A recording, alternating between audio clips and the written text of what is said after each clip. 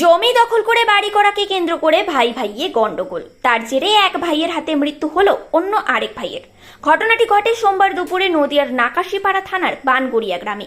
মৃত ওই ব্যক্তির নাম জালাল মল্লিক। অভিযোগ, সোমবার দুপুরে জালাল মল্লিক ও তার পরিবার নিয়ে বাড়িতেই বসেছিলেন। সেই সময় জালাল মল্লিকের ভাই ও ভাইপোরা মিলে জালাল মল্লিক ও তার পরিবারের লোকজনের উপর চড়াও হয় এবং বাঁশ লাঠি দিয়ে বেধড়ক মারধর করে।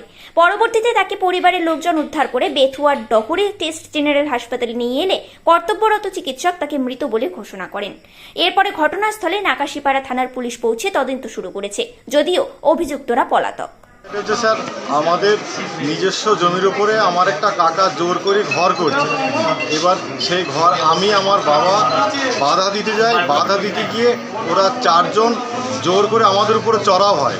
চড়াও হয়ে আমাকে 3-4 জন ধরে মারছে, আমার বাবাকেও 3-4 জন ধরে মেরে বাঁশ দিয়ে দুমদাম করে আমাদের কোনো একটা কথা বলার সুযোগ দেয়নি। ওরা অনেক আগের থেকে লোকজন রেডি ছিল। এবার মেরে ওরা সঙ্গে সঙ্গে যে যার মতো পেলিয়ে গেল। আমার বাবা পড়ে থাকলো। আমরা এই মতো অবস্থায় হসপিটালে চিকিৎসার জন্য নিয়ে আসলাম। এসে হসপিটালের ডাক্তার বলছে মারা গিয়েছে। তাহলে সাধারণত বাড়ির জায়গা জবরদখল করার জন্য এই মারধর হয়েছে। হ্যাঁ, আমাদের জায়গার উপর জোর করে ঘর করছিল, সেটা বাধা দিয়েছে। ওর জন্য আমাকে আমার বাবাকে মেরে ফেললো। আপনারা এখন কি চাইছেন? আমরা দোষীদের স্যার দৃষ্টান্তমূলক শাস্তি চাইছি। স্যার, দৃষ্টান্তমূলক শাস্তি চাইছি, যেন এরকম ঘটনা আর দ্বিতীয় কেউ না করে। আপনার নাম? আমার নাম জিন্নাত মল্লিক। এটা আপনার বাবা?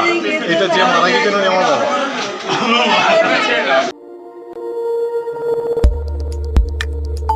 আমাদের সাথে থাকুন এবং দেখতে থাকুন নিউজ প্রাইম টাইমস, আপনাদের সাথে আপনাদের পাশে।